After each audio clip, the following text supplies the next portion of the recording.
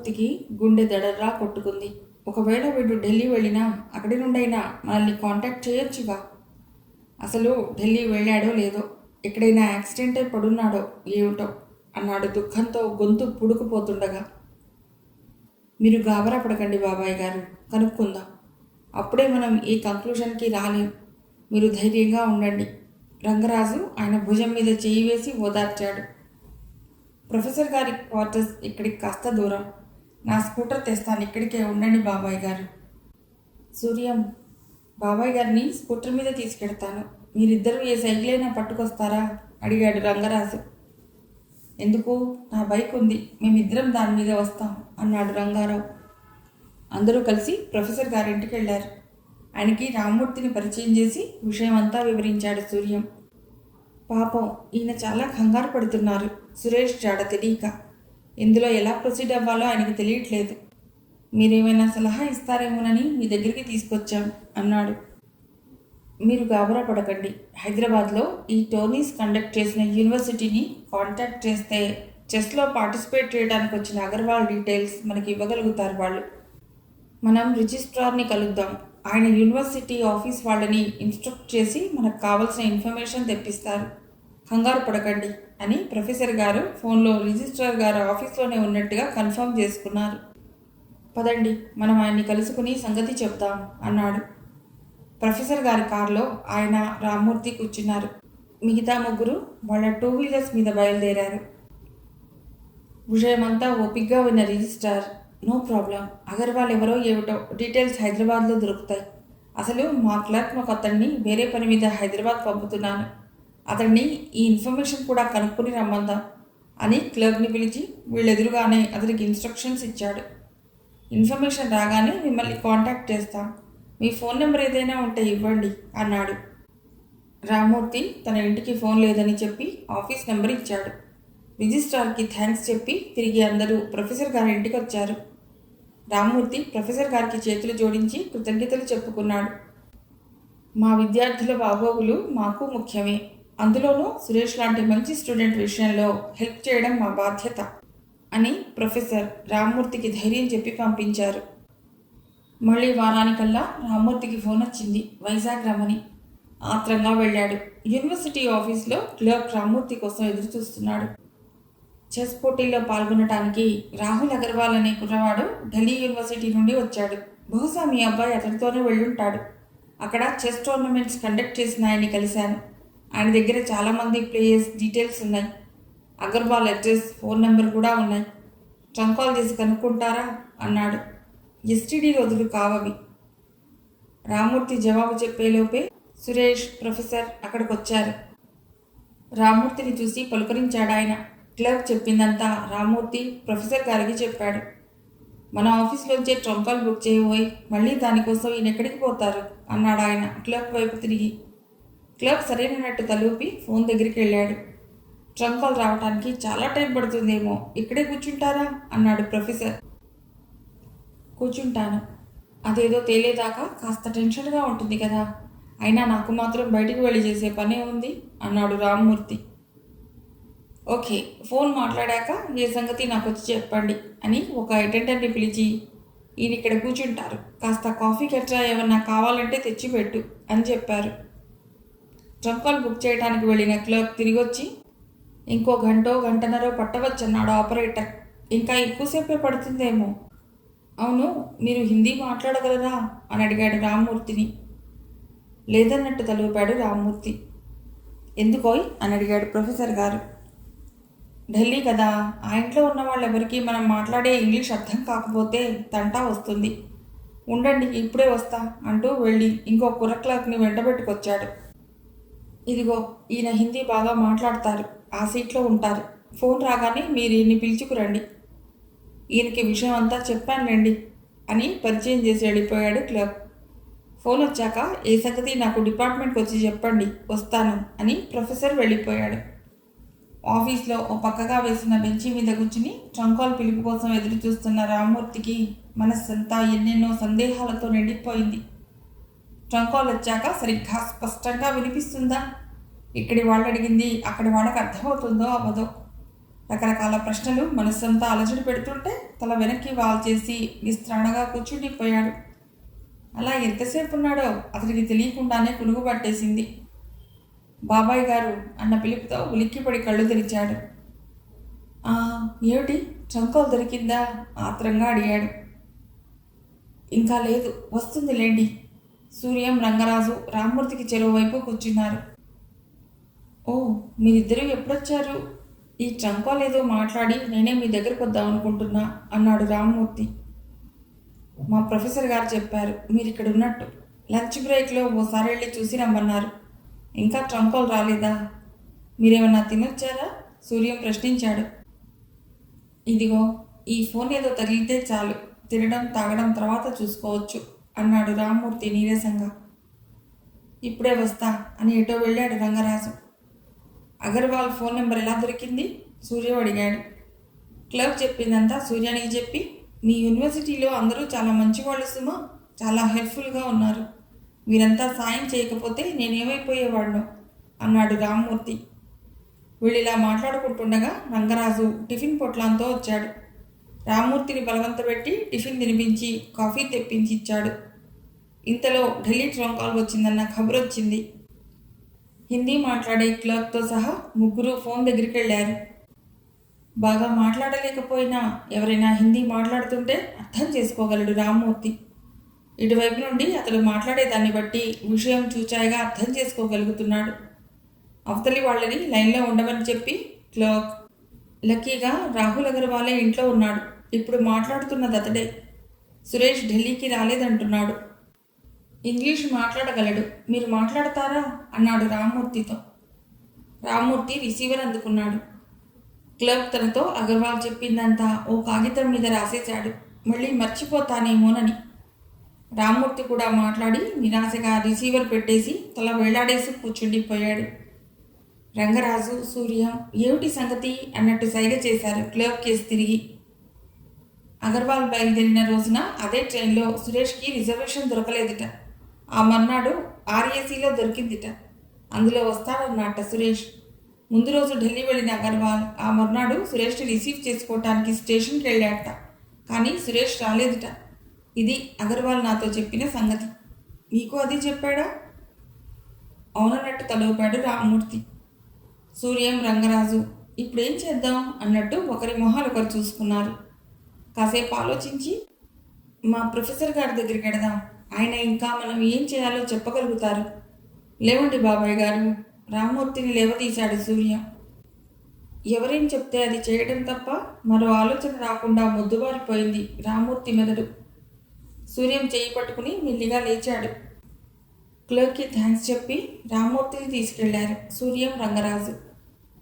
Police complaint ఇవ్వడం తప్ప మరో మార్గం లేదు, ఇక వాళ్ళు కల్పించుకోవాల్సిందే.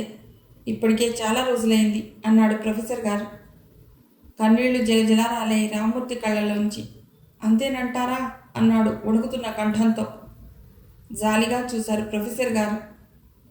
ఇంకేం చేస్తాం, యూనివర్సిటీ తరపు నుంచి రాబట్టవలసిన సమాచారం అంతా వచ్చింది. ఇంతకు మించి ఇన్వెస్టిగేషన్ అవసరం ఇప్పుడు, అది పోలీసులే చేయగలరు అన్నారు ఆయన. సూర్యం, మీరిద్దరూ ఆయనతో వెళ్ళండి, మన క్యాంపస్ పోలీస్ స్టేషన్కి వెళ్ళండి. కంప్లైంట్ ఇక్కడ ఇవ్వాలో వాళ్ళ ఊళ్ళో ఇవ్వాలో నాకు సరిగ్గా తెలియదు. ఇక్కడి స్టేషన్కి వెడితే అన్ని వివరాలు వాళ్ళే చెప్తారు అన్నాడు. ఆయనకి నమస్కారం పెట్టి సూర్యం, రంగరాజులతో పోలీస్ స్టేషన్కి వెళ్ళాడు రామ్మూర్తి. మేము కంప్లైంట్ తీసుకుంటాం, మీ ఊరి పోలీస్ స్టేషన్తో కూడా టచ్లో ఉంటాం. ఒకవేళ మీ అబ్బాయి ఇంటికి వస్తే మీరు అక్కడ ఇన్ఫామ్ చేయండి అన్నాడు కంప్లైంట్ తీసుకున్న ఎస్ఐ. ఆ రోజు మొదలు రామ్మూర్తి ఒక ఏడాది పాటు పోలీసుల చుట్టూ తిరిగాడు. సురేష్ తిరిగి రాలేదు, ఏమయ్యాడో తెలియదు. ఈ ఏడాదిలో కొడుకు మీద దిగులుతో రామ్మూర్తి, పార్వతి కుంగి కృషించి జీవచ్ఛవాలైపోయారు. కాస్త మనస్సు మళ్లించుకోండి, ఎటైనా వెళ్ళిరండి, తీర్థయాత్రలకు వెళ్ళండి, మార్పుగా ఉంటుంది అని శ్రేయోభిలాషులు ఎవరైనా చెప్పినా, ఏమో ఏ క్షణాన వాడు తిరిగి వస్తాడో, వాడొచ్చేటప్పటికి ఇంట్లో మేముండొద్దా అని వెర్రి ఆశతో ఇంటిని అంటిపెట్టుకునే ఉండేవారు. రోజులు గడిచే కొద్దీ ఆశ సన్నగిల్లిపోయి పార్వతి మంచం పట్టింది. ఏడాది పూర్తయిన 2 నెలలకు ఒక సాయంత్రం ఒక కానిస్టేబుల్ వాళ్ళ ఇంటికి వచ్చాడు. రామ్మూర్తి గారు ఉండేది ఇక్కడేనా అని అడుగుతూ. ఎస్ఐ గారు మిమ్మల్ని రమ్మన్నారు అన్నాడు రామ్మూర్తితో. ఎందుకు ఏమిటి అని అడగకుండా ఉన్న పళాన ఉరుకులు పరుగులతో వెళ్ళాడు రామ్మూర్తి. గుండె అదిరిపోతుండగా ఒక పెద్ద కవర్లోంచి ఒక షర్టు, ప్యాంటు, కళ్ళజోడు తీసి పళ్ళ మీద పెట్టి, ఈ వస్తువులు మీ అబ్బాయివేనేమో గుర్తుపట్టగలరా అని అడిగాడు ఎస్ఐ. గుండె ఆగిపోయినట్టయింది రామ్మూర్తికి.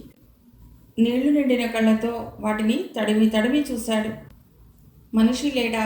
వాడి బట్టలు తిరిగొచ్చాయా? ఆక్రోశించింది మనస్సు. ఏమో ఏమో సార్, నాకు గుర్తు రావటలేదు. ఇవి వాడివో కావో నాకు తెలియదు, గుర్తుపట్టలేదు అనేశాడు వృద్ధమైన కంఠంతో. ట్రై చేయండి, పోనీ మీ మిసెస్ గుర్తుపట్టగలరేమో, ఆవిడని తీసుకురాగలరా? అదా వెర్రిది. మనిషి లేడు, బట్టలున్నాయి అంటే అది అసలు బతుకుతుందా?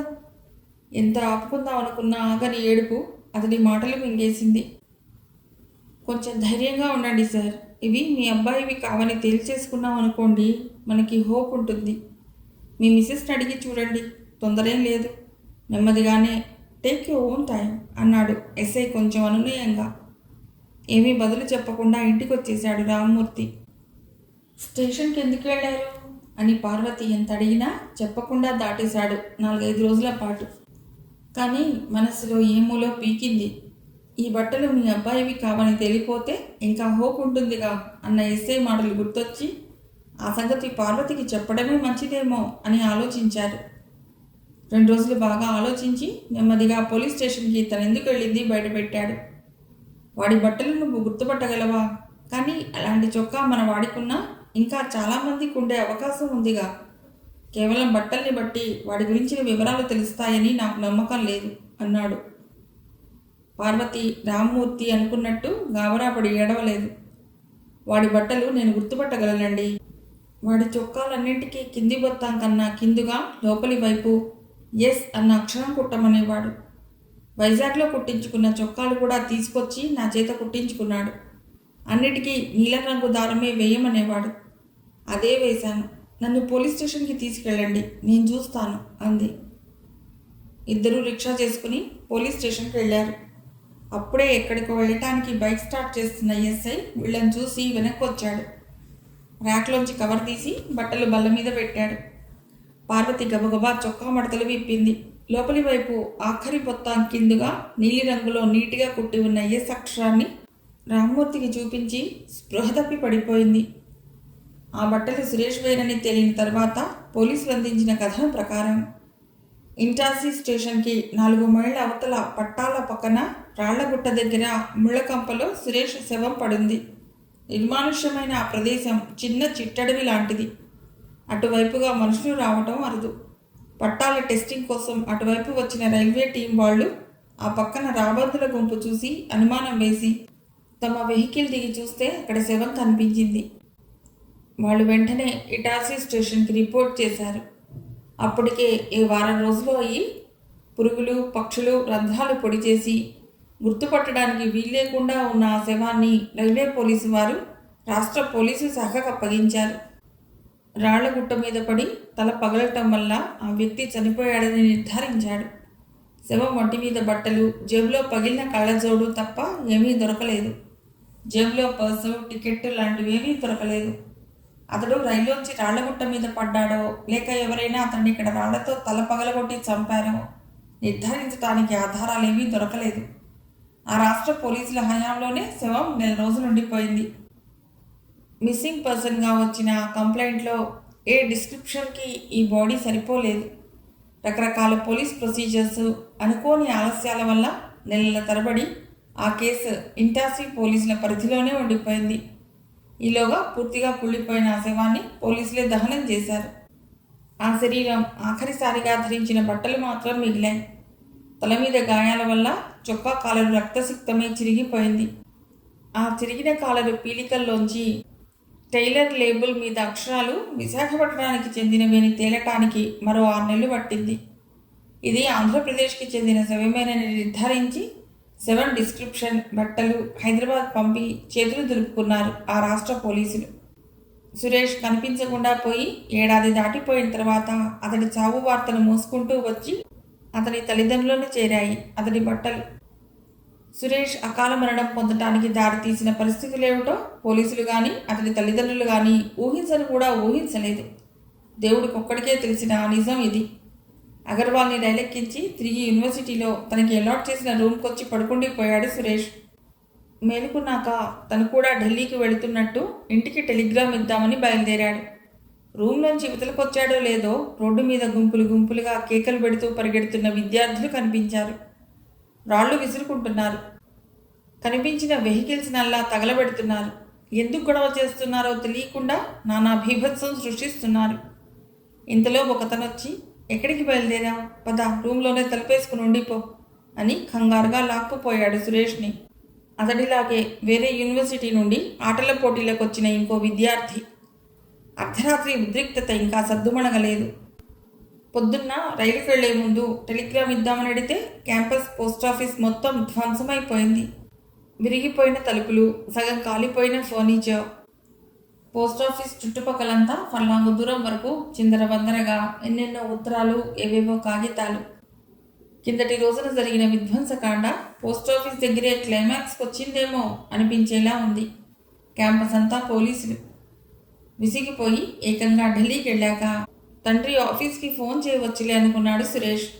పెట్టే బేడా సర్దేసి ట్రైన్ టైం కన్నా బాగా ముందే స్టేషన్కి వెళ్ళిపోయాడు. తిండి తిప్పలు అన్నీ అక్కడే చూసుకోవచ్చునన్న ఉద్దేశంతో. ఆర్ఏసీ వాళ్ళెవరికీ బెర్తులు దొరకలేదు. సురేష్ కూర్చున్న చోటే కూర్చుని ఉన్న ఓ నలుగురు నార్త్ ఇండియన్స్ చీకటి పడేసరికి పేకాట మొదలెట్టారు. సురేష్కి ఏం కాలక్షేపం లేక వాళ్ళనే చూస్తూ కూర్చున్నాడు.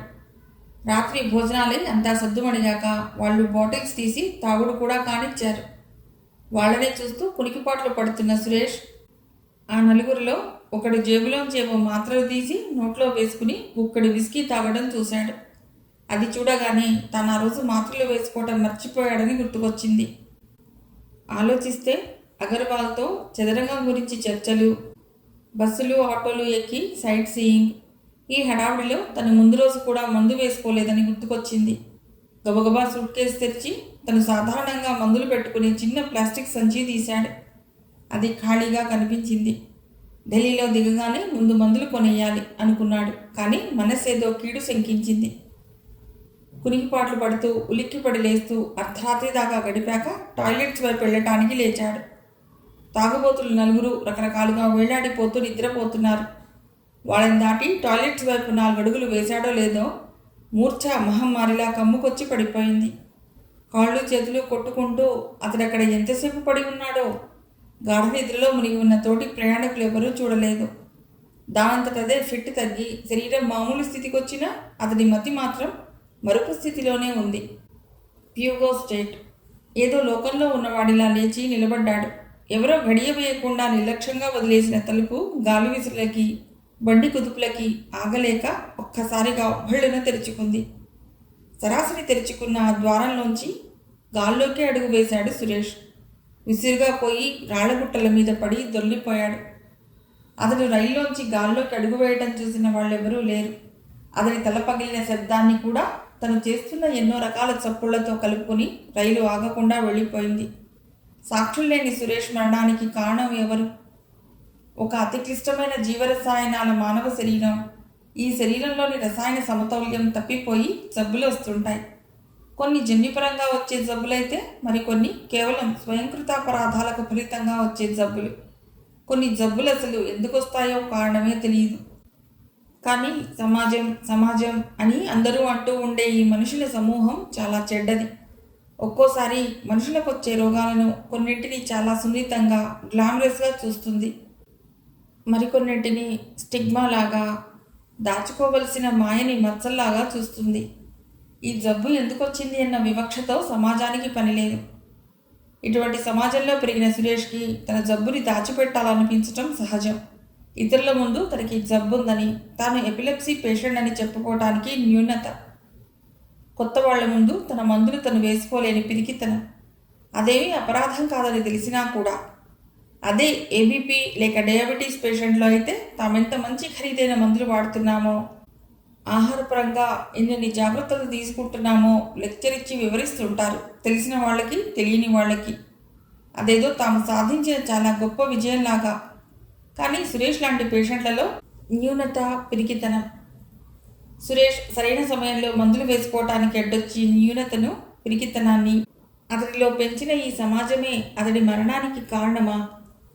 ఎవరేమనుకుంటే నాకేమిటి, నా ఆరోగ్య రక్షణ నాకు ముఖ్యం అనుకుని తన మానాన్నతను ధైర్యంగా ఉండలేక ఎంత స్నేహం కలిసినా కొత్తవారి ముందు మందులు వేసుకుంటూ అసలు వేసుకోవటమే మర్చిపోయే పిరికితనం వల్ల సురేష్ తన చావుని తానే కోరి తెచ్చుకున్నాడా?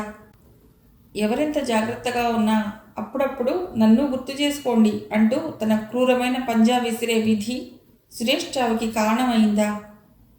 కారణం ఏదైనా గాని ఆనందమయంగా దినదిన ప్రవర్ధమానంగా ఎదగవలసిన ఒక యువకుడి జీవితం ఇలా అర్ధాంతరంగా ముగిసిపోయింది. ఎలా సంభవించిందో ఎప్పటికీ ఎవరికీ తెలియని సురేష్ మరణాన్ని గురించి ఆలోచిస్తున్న దేవకి కళ్ళు చెమర్చాయి. బెల్ మోగుతుంటే ఇక్కడే కూర్చుని తలుపు తీయమేమిటమ్మా అంటూ బెడ్రూమ్లోంచి వచ్చి తలుపు గడియ తీస్తున్న భావనని చూసి ఆశ్చర్యపోయింది దేవకి. భావన తన ఒళ్ళొంచి లేచి రూమ్లోకి వెళ్ళి ఎప్పుడు పడుకుందో తను గమనించనే లేదు అనుకుంది. లోపలికి వస్తున్న తండ్రిని, పంతులంకులు కనిపించారా డాడీ అడిగింది భావన. కనిపించాడు, మహా బిజీగా ఉన్నాడు.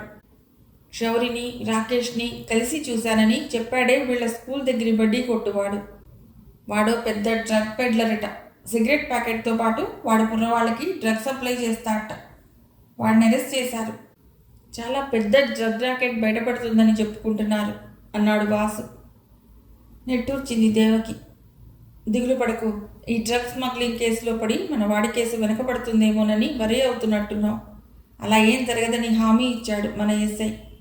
అంతేకాదు, అసలు ఈ 2 కేసులు ఒకదానితో ఒకటి ముడిపడి ఉన్నాయని అతడి విశ్వాసం. నాకు పంతుల మీద విశ్వాసం ఉంది. అతడు శౌరిని పువ్వుల్లో పెట్టి మనకు అప్పగిస్తాడని మనస్ఫూర్తిగా నమ్ముతున్నాను అన్నాడు వాసు. సురేష్ జ్ఞాపకాలు తనలో రేపిన ఆందోళన ఎవరికీ చెప్పలేకపోయింది దేవకి. చెప్పడం వల్ల తనతో పాటు వాళ్ళు ఆందోళనకు గురవ్వడం తప్ప మరే ప్రయోజనమూ లేదు. అరెస్ట్ అయిన కిళ్ళి కొట్టువాడి గురించిన కబుర్లలో 1 గంట గడిచిపోయింది. ఫోన్ మోగుతుంటే వాసు తీసి హలో అన్నాడు. అతడి మాటలను బట్టి పంతులు మాట్లాడుతున్నాడని గ్రహించింది దేవకి. ఇంతవరకు పంతులు గారి దగ్గరైనా ఉండి వచ్చారు ఈయన, మళ్ళీ ఇంతలోనే ఈ ఫోన్ ఏమిటి? ఆశ నిరాశల మధ్య కొట్టుబిట్టులాడింది దేవకి మనస్సు. ఫోన్ పెట్టేసి టీవీలో రిమోట్ చేతిలోకి తీసుకుంటూ చెప్పాడు వాసు. రమణ, సాయిబాబు తిరిగి వచ్చారట. వాళ్ళు పారిపోవటం, తిరిగి రావటం మామూలే.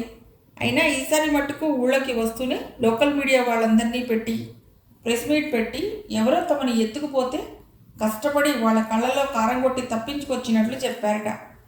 ఇప్పుడు లోకల్ టీవీ న్యూస్లో వాళ్ళతో ఇంటర్వ్యూ వస్తుందిట, పెట్టుకు చూడమన్నాడు. తను వాళ్ళని కలుసుకోవటానికి వెళ్తున్నట్ట. చెప్తూనే టీవీ ఆన్ చేశాడు.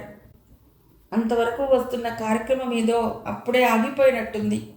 వార్తలు శీర్షిక తెర మీదకి వచ్చింది. సాయిబాబు, రమణబాబుల వార్త మొదటిది. ఏం జరిగింది? ఎవరు మిమ్మల్ని ఎత్తుకెళ్లారు? ఎలా తీసుకెళ్లారు? టీవీ యాంకర్ అడుగుతున్నాడు. మేమిద్దరం సోమవారం సాయంత్రం బీచ్కి వెళ్ళామండి. ఆడుకున్నంతసేపు ఆడుకుని చీకటి పడిపోతోందని గబగబా రోడ్డు వైపుకి నడుచుకొస్తున్నామండి. అక్కడ సరుగుడు చెట్ల మధ్య నుండి పరిగెడుతున్నామండి. చెప్తున్న సాయిబాబుని ఆపి, అటెందుకు వెళ్ళారు? లైట్లున్న వైపు నుంచి వచ్చి రోడ్డెక్కొచ్చుగా యాంకర్ అడిగాడు. మేము ముందర నీళ్లలో నడుచుకుంటూ చాలా దూరం పరిగెట్టుకొస్తే తొందరగా మెయిన్ రోడ్కి వచ్చి పడవచ్చునని అలా వచ్చామండి రాంబాబు చెప్పాడు. ఒకరు ఆగినప్పుడు మరొకళ్ళుగా వాళ్ళిద్దరూ చెప్పిన దాని సారాంశం. వాళ్ళిద్దరూ బీచ్ నుండి వస్తుండగా ఎవరో నల్లని ముసుగు వేసుకున్న వాళ్ళు వీళ్ళిద్దరికీ ఏదో వాసన చూపించి స్పృహ తప్పేలా చేశారు. తిరిగి స్పృహ వచ్చేసరికి వాళ్ళు ఒక వ్యాన్లో ప్రయాణం చేస్తున్నారు. ఇద్దరినీ కాళ్ళు చేతులు కట్టి గొంతు వరకు గోనె సంచులు ముడివేశారు. వీళ్ళు వ్యాన్ ఫ్లోర్ మీద పడుంటే పైన సీట్లలో కూర్చున్న దుండగులు వీళ్ళ మీద కాళ్ళు పెట్టి ఉంచారు. వీళ్ళు మళ్ళీ స్పృహ తప్పి పడిపోయారు. తిరిగి స్పృహ వచ్చేసరికి వీళ్ళు ఒక చిన్న చీకటి గదిలో పడున్నారు. ఈసారి కాళ్ళు చేతులకి కట్లు లేవు. వీళ్ళిద్దరూ ఆలోచించుకుని ప్లాన్ వేసి తమ గదిలోకి మంచిళ్ళు, అన్నం పళ్ళెంతో వచ్చిన వాడిని కొట్టి కాళ్ళు చేతులు కట్టి లోపల పడేసి నెమ్మదిగా ఎవరికీ కనబడకుండా వాళ్ళున్న బిల్డింగ్ దొడ్డిదారిలోంచి బయటపడ్డారు. బయట కూడా చీకటిగా ఉండటం వల్ల అది అర్ధరాత్రి అని అర్థం చేసుకున్నారట. తమకు స్పృహ తప్పి మళ్ళీ స్పృహ వచ్చేలోపు ఎన్ని రోజులు గడిచాయో వాళ్లకు తెలియదుట. చాలా దూరం నడిచి సిమెంట్ రోడ్డు చేరుకున్నారట. అక్కడ ఆపి ఉన్న ఒక లారీలో ఎక్కి అందులో ఉన్న బస్తాల మీద కూర్చున్నారు. లారీ పక్కన కూర్చుని క్యారియర్ తీసి అన్నం తింటున్న డ్రైవరు క్లీనరు మాట్లాడుకుంటున్న మాటల్ని బట్టి ఆ లారీ కాకినాడ పెడుతోందని గ్రహించారట. వాళ్లతో తమ విషయం చెప్పి సహాయం చేయమని అడుగుదాం అనుకున్నాం. కానీ ఏమో, ఒకవేళ వీళ్ళు ఆ గుండాల తాలూకు మనుషులేమోనని వాళ్ళతో మాట్లాడకుండా, వాళ్ళకి కనిపించకుండా లారీ ఎక్కి కూర్చున్నారట. రాత్రంతా ప్రయాణించాక తెల్లవారుజామున లారీ కాకినాడ ప్రవేశించిందని గ్రహించి అందులోంచి దూకి కాలినడకన ఇల్లు చేరారట. ఏదో సినిమా కథ చెప్తున్నట్టు చెప్పారిద్దరు. చిన్నారి వీరులు సినిమా కథలాగా ఉంది వీళ్ళ అడ్వెంచర్ అంది భావన. రమణ, సాయిబాబు వాళ్ళ కథ వినిపిస్తుండగా వాళ్ళ వెనక సత్యం మూతి సాగదీసి నవ్వుతూ టీవీలో బాగా పడాలని తంటాలు పడుతుండడం గమనించారు ప్రేక్షకులు. వాళ్ళిద్దరూ తమ కథ ముగించగానే సత్యం మైకు తన మూతి దగ్గరికి లాక్కుని, తెల్లవారుజామునే మా ఇంటి మెట్ల మీద మూలుగుతూ పడున్న వీళ్ళిద్దరినీ మొదట నేనే చూశానండి. రాత్రంతా లారీ మీదుండి తర్వాత జగన్నాథపురం బ్రిడ్జి దగ్గర నుండి నడుచుకుంటూ వచ్చారు కనుక ఇంటికి వచ్చేసరికి ఇక వాళ్ళకి ఓపిక మిగలలేదండి. దబ్బున మెట్ల మించి పడిపోయారండి. రాత్రి నేను అరుగు మీద పడుకున్నాను కదండి అంటూ ఏదేదో చేటభారతం చెప్తున్న సత్యాన్ని కట్ చేసి వార్తల్లో తర్వాతి అంశాన్ని మొదలెట్టాడు న్యూస్ రీడర్. ఏమిటిది, నమ్మశక్యంగా లేదు. భావన చెప్పినట్లు ఏదో సినిమా కథలా ఉంది అన్నాడు వాసు. ఇందులో నమ్మకపోవడానికి ఏముందిలేండి. మన శౌరి ఒక్క పూటైనా కనిపించకుండా పోతాడని కల్లోనైనా అనుకున్నామా?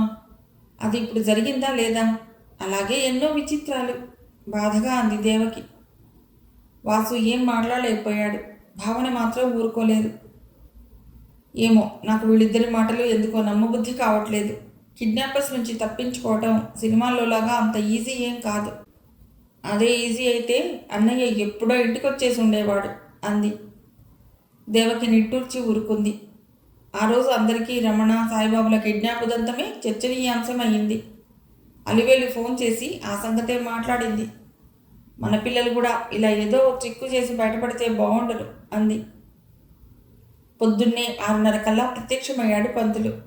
నాకు అర్జెంటుగా మంచి కాఫీ స్ట్రాంగ్ ఇవ్వమ్మా దేవకి అన్నాడు.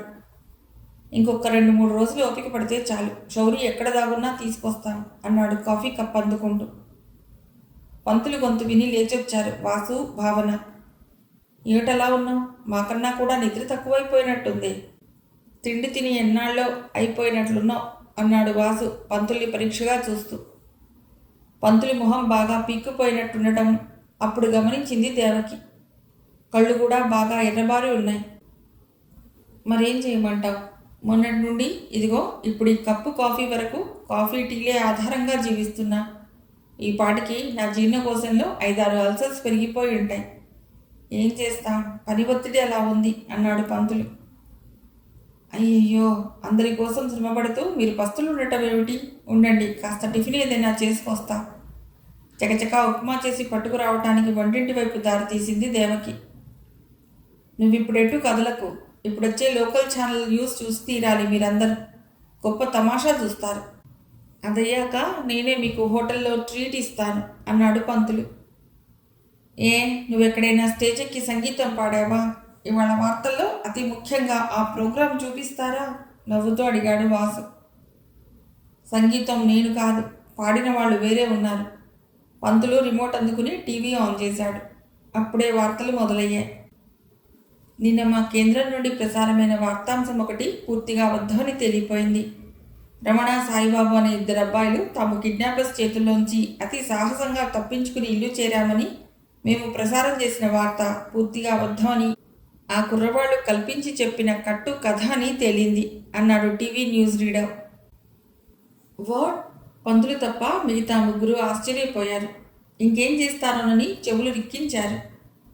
స్క్రీన్ మీదికి రమణ, సాయిబాబులు వచ్చారు. ఈసారి చిరునవ్వులు చిందించుకుంటూ ఆ అబ్బాయిలిద్దరి మధ్య నుంచిన వ్యక్తి ఇన్స్పెక్టర్ పంతులు. కాస్త వెనక ఓ కానిస్టేబుల్.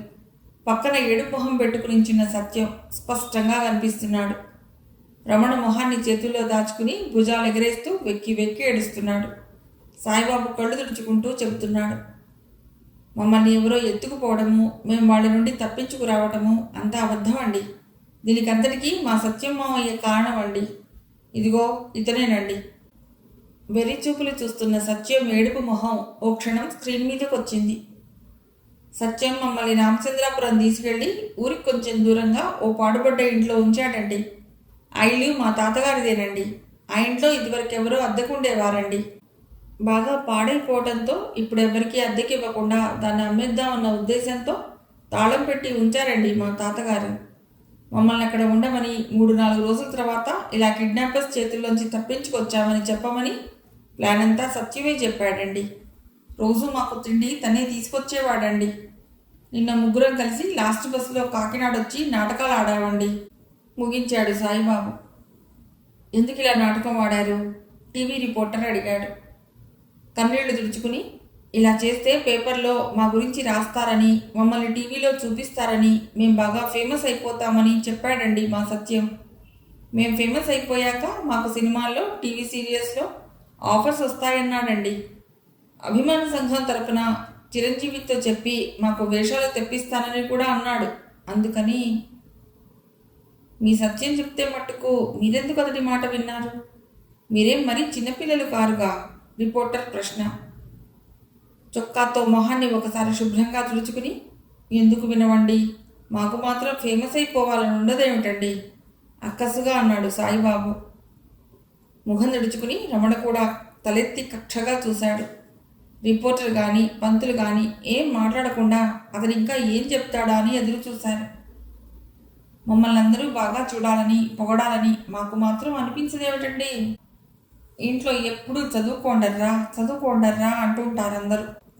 ఆ చదివేదేంటో అస్సలు అర్థం కాదు. ఏమీ ఇంట్రెస్ట్ ఉండదు.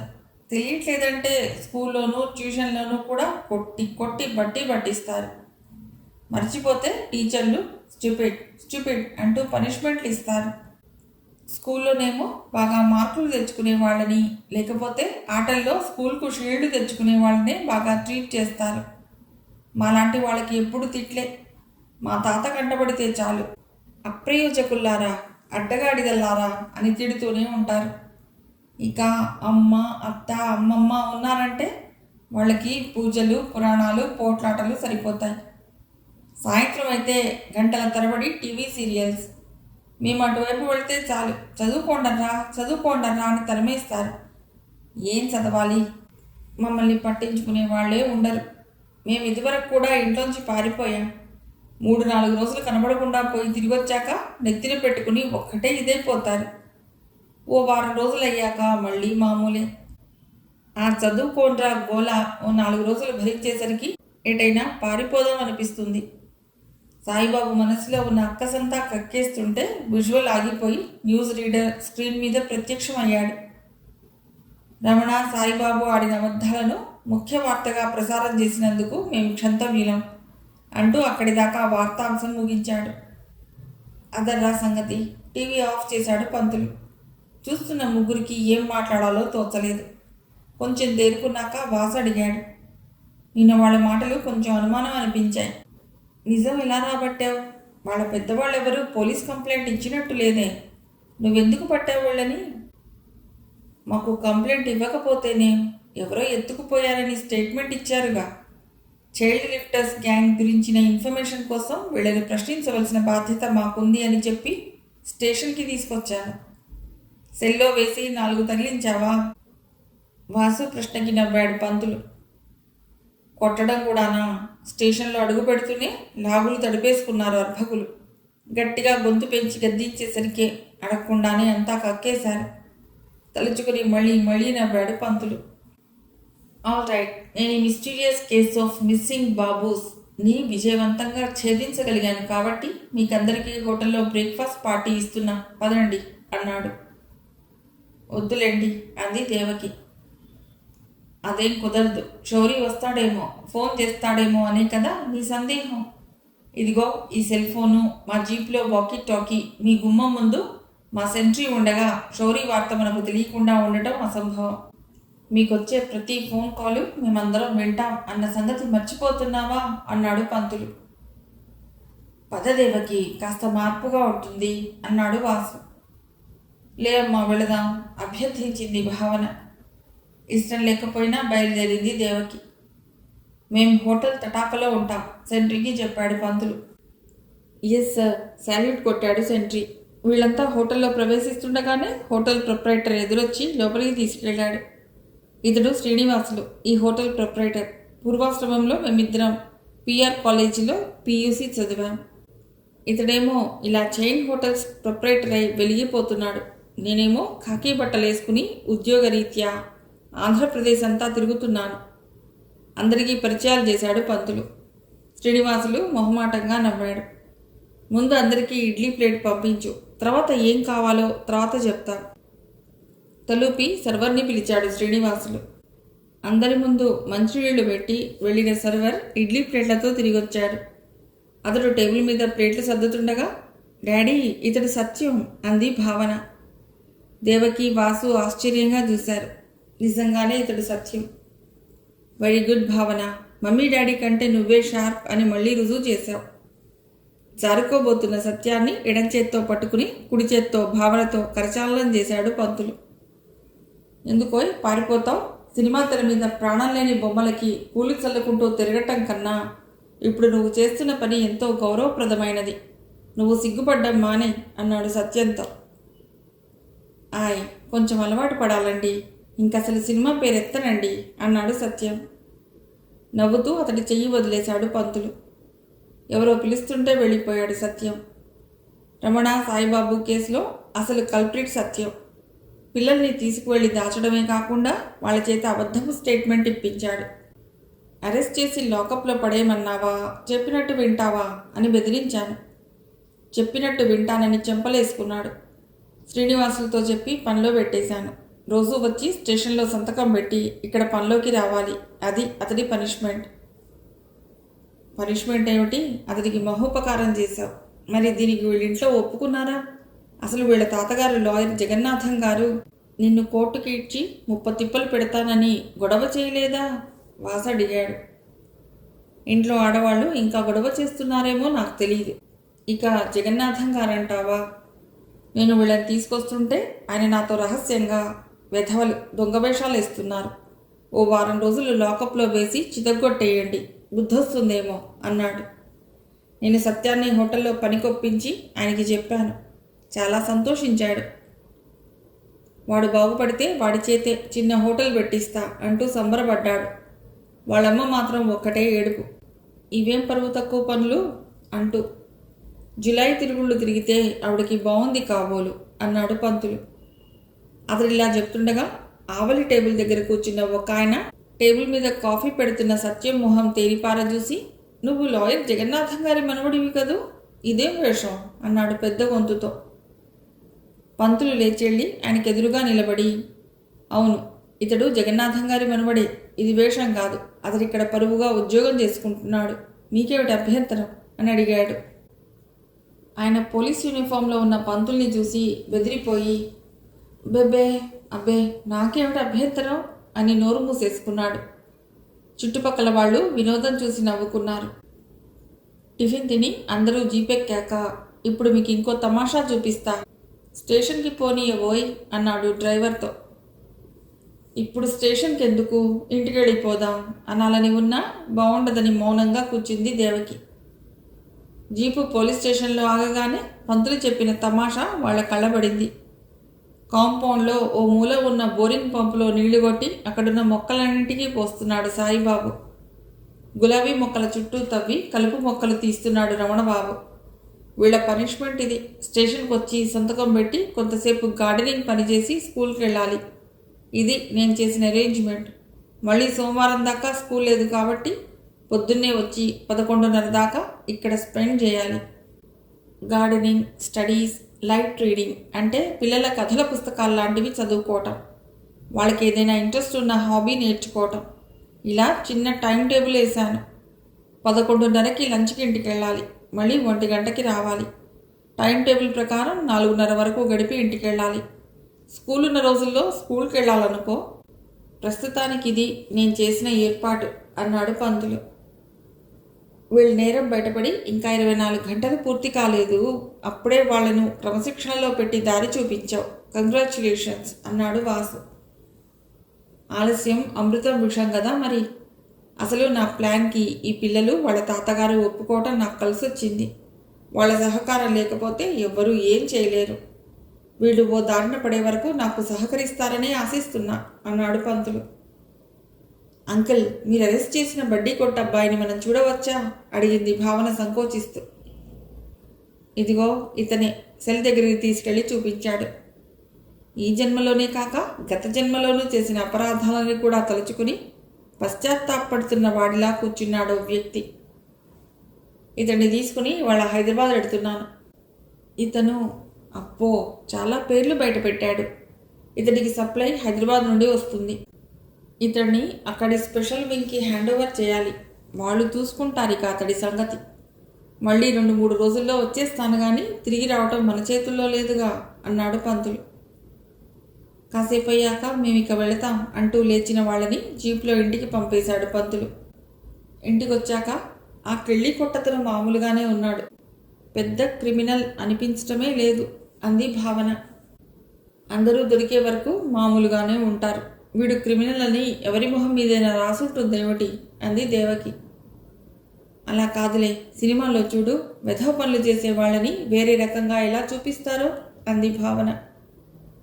అలా వేరే రకంగా ఉంటే అలాంటి వాళ్ళు ఏ వెధవ పని చేయకపోయినా అన్నింటికీ వాళ్ళనే అనుమానించి జైల్లో పెడతారు. అందుకే అసలు క్రిమినల్ సామాన్యుల కంటే వేరే రకంగా ఉండరు అని నవ్వాడు వాసు. కానీ సత్యం అతడి కజిన్స్ కోసం పంతులు చేస్తున్న ఉపకారం మట్టుకు సాటి లేనిది. వాళ్ళ తల్లిదండ్రులు చేయలేని పనిని అతడు సాధించాడు. వాసు మెచ్చుకున్నాడు. ఆ పిల్లలకి ఆ బుద్ధి కుదురు ఎన్నాళ్ళుంటుందో. మనం చూసింది ఇంకా మొదటి రోజు 2 గంటలు వాళ్ళ పని అంతే అంది. అసలే మనసు బాగుండక ప్రతి విషయంలోనూ నిరాశావాదం చూస్తున్న దేవకి. పంతులు ఈ ఊళ్ళో ఉన్నన్నాళ్ళు వాళ్ళు క్రమశిక్షణలో ఉంటారు. అతడిలా ఏ ప్రతిఫలము ఆశించకుండా చేతనైనంతలో సంఘ సంస్కరణ చేసి అటు చిన్న చిన్న నేరాల సంఖ్య, ఇటు పోలీసులకి లంచాలు తగ్గించేస్తాడనే అతడిని ఫ్రీక్వెంట్గా బదిలీ చేస్తుంటారు. ఇతడున్న చోట నుండి డిపార్ట్మెంట్లో ఎవరికీ పైసా ముట్టదు. పై అధికారులు పట్టించుకోకపోయినా కింది వాళ్ళు ఊరుకోరు. వీళ్ళకి చేతులకి తడి తగులుతుండకపోతే రోజులు గడవవుగా. ఎంత తరచుగా బదిలీ చేసినా ఒక్కో స్టేషన్లో కనీసం ఓ ఏడాది ఉంచుతున్నారులే.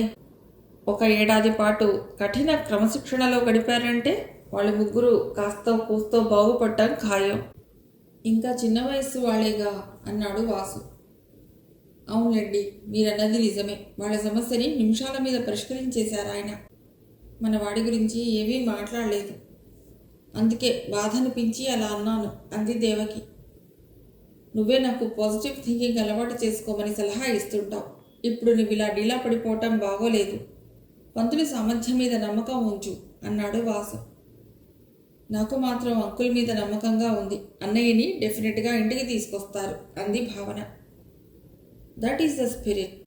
అయినా పంతులు దగ్గర ఎప్పుడూ ఏదో రకంగా మెప్పు కొట్టేస్తాం. అందుకే అతడి పార్టీ అయిపోయాం.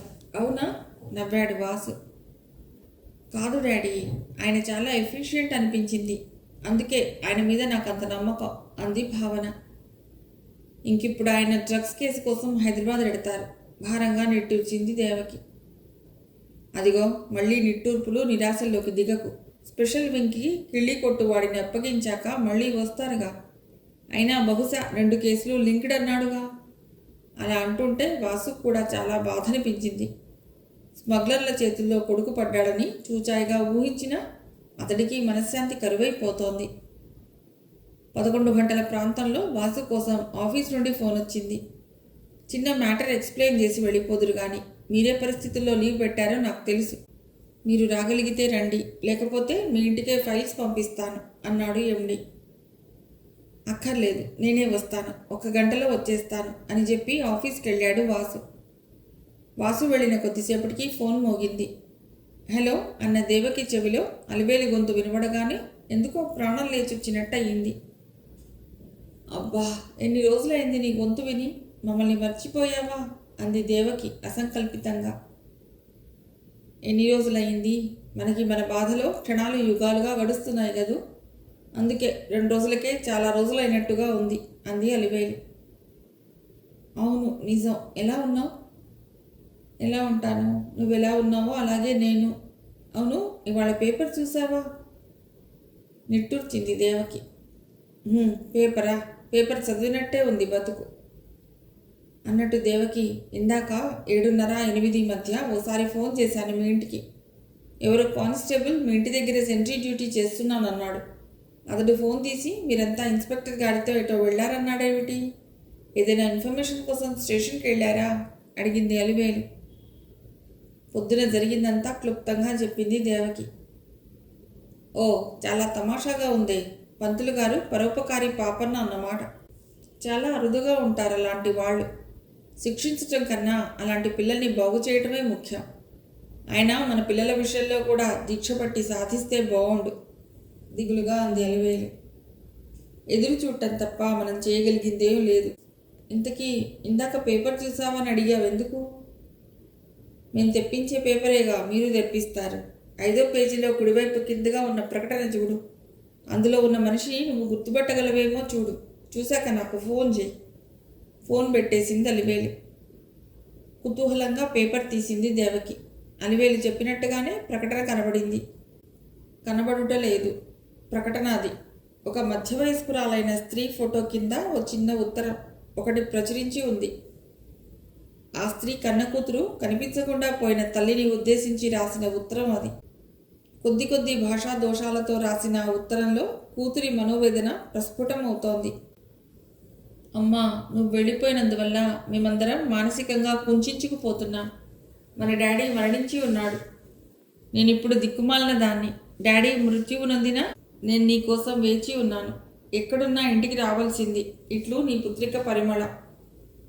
ఉత్తరం చదువుతుంటే తండ్రి మరణించి కనిపించని తల్లి కోసం ఆక్రోశిస్తున్న ఆ పిల్ల దీనావస్థకు గుండె కరిగిపోయినట్టయింది. ఫోటోని నిశితంగా చూసింది. ఎక్కడా చూసిన గుర్తు రాలేదు. పేపర్ను అలాగే చేతిలో పట్టుకుని ఫోన్ అందుకుని అలివేలు నెంబర్ నొక్కింది. మనిద్దరం పిల్లల కోసం తల్లడిల్లిపోతుంటే ఈ పిల్లెవరో పాపం తల్లి కోసం ఆక్రోశిస్తోంది. చాలా బాధ అనిపించింది. ఇంతకీ ఆవిడెవరో నాకెంత ప్రయత్నించినా గుర్తు రాలేదు. ఫోటో స్పష్టంగా కూడా లేదనుకో అంది దేవకి. పేరు చూసినా కూడా గుర్తు రాలేదా? అలివేలు అడిగింది. పేరా? మొహం గుర్తురాకపోయేసరికి ఇక పేరు కోసం చూడాలా అంటూ చేతిలోనే ఉన్న పేపర్లోకి చూసింది. కమలిని. ఎక్కడో విన్నట్టుగా ఉంది. ఏదో నవల్లో పేరులాగా ఎక్కడో చదివినట్టు. దేవకి మాట పూర్తి కాకుండానే అందుకుంది. నవలే. శరత్ నవలలో కమలిని అనే పేరు మీ పక్కింటామెకు ఉండేది, గుర్తులేదా? మీ పక్కింట్లో విక్టోరియా అని ఒక నవలా రచయిత్రి ఉండేది. ఆవిడ కూతురు మన స్కూల్లో చదివేది. మనకంటే పెద్దది. అలివేలు మాటలు వింటుంటే పాత జ్ఞాపకాలు కదిలాయి. గుర్తొస్తోంది. ఆవిడ క్రిస్టియన్ అనుకునేవాళ్ళం. కానీ ఆ పిల్ల మేము మీ వాళ్ళమే అని వాదిస్తుండేది. వాళ్ళే కదూ అడిగింది దేవకి. వాళ్ళే. అయితే కమలిని భర్త మాకు కొంచెం దూరపు చుట్టాలిళ్లలో పెళ్ళిళ్ళకి పేరెంటాళ్ళకి కమలిని వస్తుండేది. అలా పెద్దవాళ్ళమయ్యాక కూడా చాలాసార్లు చూశాను కమలిని. అందుకే ఫోటో స్పష్టంగా లేకపోయినా గుర్తుపట్టగలిగాను. కూతురు పరిమళని కూడా చూశాను ఇది వరకు. ఏమిటో పాపం ఆ పిల్ల దురదృష్టం. జాలిగా నిట్టూర్చింది అలివేలు. అసలేమైంది? ఏమిటి ప్రకటన? నిజంగానే కమలిని కనిపించడం లేదా? కుతూహలంగా అడిగింది దేవకి. అన్నమాటేగా. మా చుట్టాల్లో ఏదేదో చెప్పుకునేవారు. వాళ్ళ కాపురం సరిగ్గా లేదని రకరకాలుగా అనేవారు. అసలు కమలినే గొడవలన్నింటికీ కారణం అనేవారు. కమలిని భర్తని కాల్చుకుని తినేదిట అని చెప్పుకునేవారు.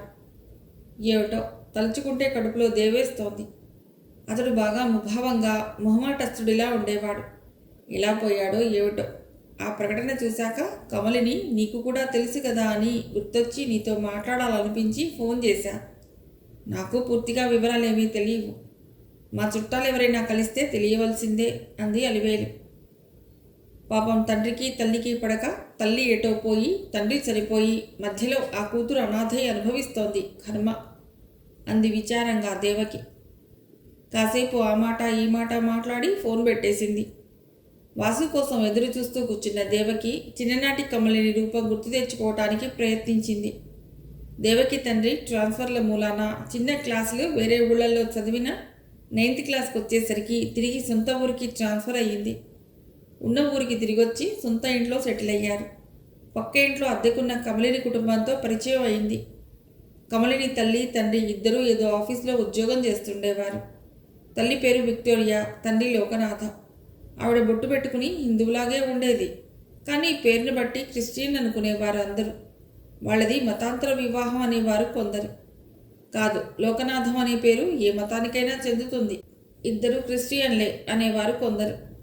స్కూల్లో కమలిని వెనకాల ఇలాంటి చర్చలు చాలా వేడిగా జరుగుతుండేవి. కమలినికి ఒక తమ్ముడు ఉండేవాడు. కమలిని తల్లిదండ్రులిద్దరూ మగపిల్లవాడిని అతి శ్రద్ధగా చూసుకునేవారు.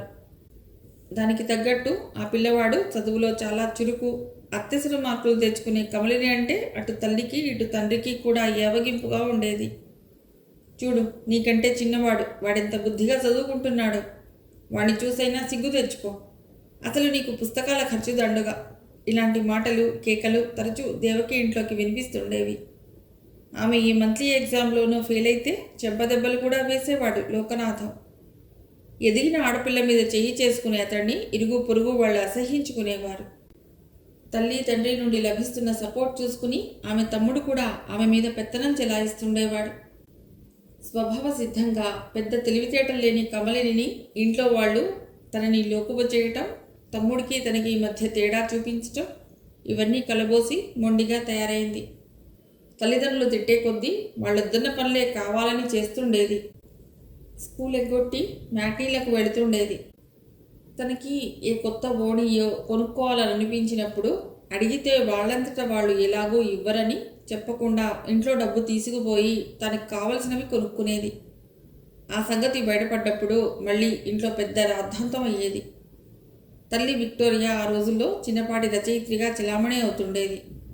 ఆవిడ తన రచనా వ్యాసంగానికి అడ్డుపడకుండా ఉండేందుకు గాను కూతురికి అప్పుడప్పుడు డబ్బులు లంచమిచ్చి ఇంటి పనులు చేయించేది.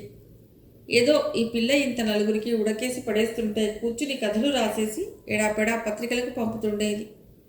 అచ్చేయేవి అయ్యేవి, వచ్చేవి. ఏదో ఇంగ్లీష్ కథని మెలకలు తిప్పి తెలుగు కథ సృష్టించి రాసుకుంటూ కూర్చున్నప్పుడు డిస్టర్బెన్స్ కాకుండా చేసేందుకు కూతురి కాళ్ళు పట్టుకునేది. అటువంటి అవసరం ఏదీ లేనప్పుడు చీదరించుకుని చీకొట్టేది. ఈ వైవిధ్యాల మధ్య కమలిని మానసిక సమస్యలతో సతమతమైపోతుండేది. సర్వబాధ నివారణిగా సినిమాని ఎంచుకుంది కమలిని. ఆ పిల్ల సినిమాలకి తోడు ఇంటి దొంగతనాలు చేసేందుకు కుడిభుజం లాంటి మరో పిల్ల కనకం. ఇద్దరికి సినిమాలంటే పిచ్చి బాగా ముదిరింది. సినిమా చూడాలనుకుంటే గోడలు దూకైనా పారిపోయి టికెట్ సంపాదించేవారు. వాళ్ళ కబుర్లలో ఎంతసేపు సినిమాలే ముఖ్యాంశంగా ఉండేవి. ఇంట్లో ఏదైనా గొడవ జరిగినప్పుడు నవరాత్రిలో సావిత్రిలా ఇంట్లోంచి పారిపోవాలని ఉందే అనేది కమలిని. తల్లి తండ్రి ఆఫీస్ నుండి రావటం ఆలస్యమైతే కనకాన్ని తోడు తీసుకుని సినిమాకి పోయేది. కనకం ఆర్థికంగా కమలిని కన్నా తక్కువ స్థాయిలో ఉన్న పిల్ల. తనకు నచ్చిన బట్టలు, రోల్డ్ గోల్డ్ నగలు కమలిని కొనుక్కోమని ప్రోత్సహించేది. ఈ జూకాలు అచ్చు ఫలానా సినిమా ఫలానా హీరోయిన్ పెట్టుకున్నవిలాగే ఉన్నాయి, కొనుక్కోవే, నీకేం తక్కువ, అమ్మా నాన్న ఇద్దరూ సంపాదించి పోస్తున్నారు, హీరోయిన్ లాగా హాయిగా అనుభవించవచ్చు. నాలాంటిదైతే ఏది కొనుక్కోవాలన్నా ఇంట్లో వాళ్ళు మొండి చేయి చూపిస్తారు కానీ అంటూ బుడిబుడి రాగాలు తీసి కమలిని ఉబ్బించేసేది. దాంతో రెచ్చిపోయి కమలిని కనకం కొనమన్న వస్తువు కోసం ఇంట్లో పేచీ పెట్టేది. తండ్రి అరుపులు, తల్లి గొడుగుళ్ళు, గొడవ, గందరగోళం, ఇరుగు పొరుగులకి 1 గంట 2 గంటల సేపు హోరెత్తించి సద్దుమణిగాక ఆమె అడిగిన డబ్బు ఇస్తే ఇచ్చేవారు, లేకపోతే లేదు. ఇవ్వకపోతే ఎలాగో బీరువాలోంచి కొట్టేస్తుంది కాబట్టి తల్లి తన దగ్గరున్నప్పుడు తండ్రికి తెలియకుండా ఇచ్చేది. అలా సాధించిన డబ్బు కనకం అభిరుచులకు తగ్గట్టుగా ఖర్చయ్యేది. కమలిని చేత కొనిపించిన బట్టలు, గిల్ట్ నగలు తనకు కావలసినప్పుడు అరువడిగి ధరించి వాటి మీద మోజు తీర్చుకుంటుండేది కనకం. సినిమాలు చూడగా చూడగా వాళ్ళిద్దరికీ ఆ సినీ నటీమణుల కన్నా తామెందులోనూ తీసిపోమన్న అభిప్రాయం దృఢంగా ఏర్పడిపోయింది. సినిమా హీరోయిన్లు చాలామంది 5వ క్లాస్ దాకా కూడా చదువుకోలేదుటే అని కనకం అంటే, అవునుట, ఇంటర్వ్యూలో లేనిపోని గప్పాలు కొడతారట.